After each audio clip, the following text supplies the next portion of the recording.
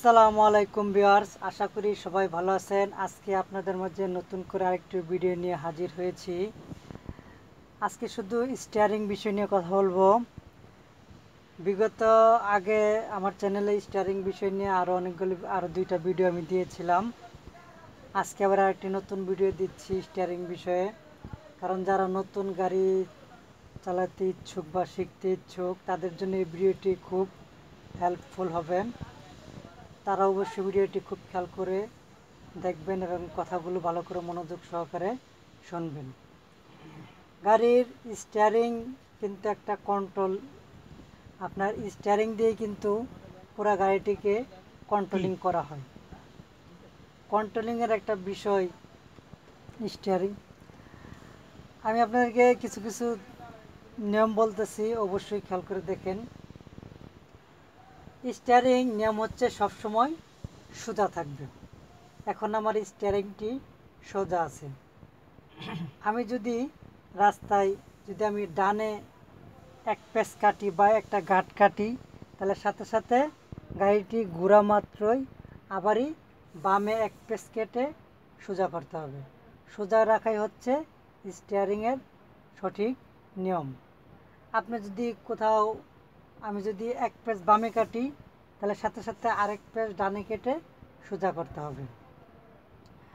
আপনি যদি ইউটার্ন নিচ্ছেন, ইউটার্ন নিতে গেলে আপনার গাড়ি যদি ছোট গাড়ি হয়, আপনার জায়গা অনুমান করে বামে নেবেন। বামে নেওয়ার পরে ফুল স্টিয়ারিংটা জায়গায় কাটবেন।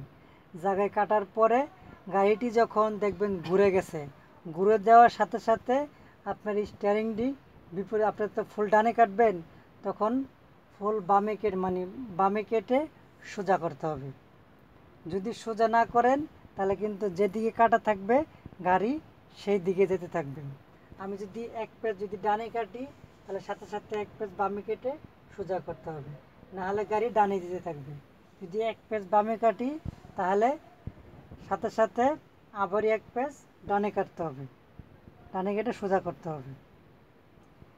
আপনার অনেক আছে ম্যানুয়াল স্টিয়ারিং, এগুলো হচ্ছে অনেক আপনার শক্ত স্টিয়ারিং, ঘুরাইতে অনেক কষ্ট হয়। আর এখন তো ম্যাক্সিমাম স্টিয়ারিংই পাওয়ার স্টিয়ারিং তো হাতের তালু নিয়ে ঘোরানো যায়।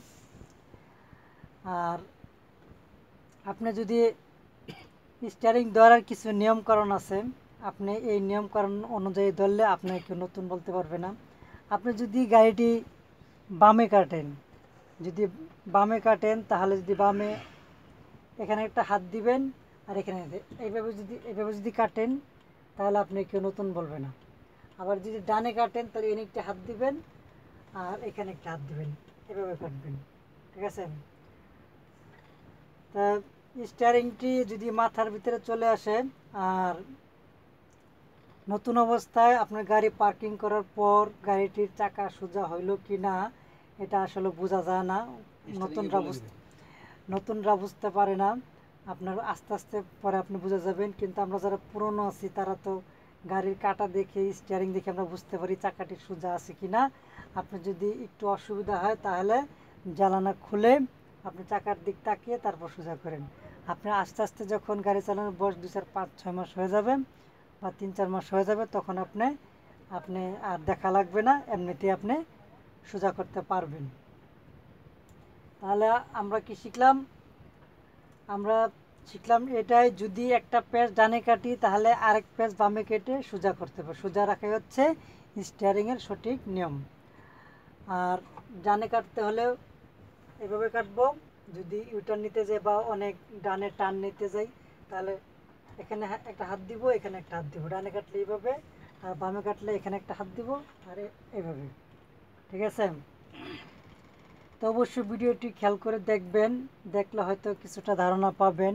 ভিডিও দেখে গাড়ি চালানো সম্ভব না, তবে কিছু বেসিক ধারণা অবশ্যই পাবেন।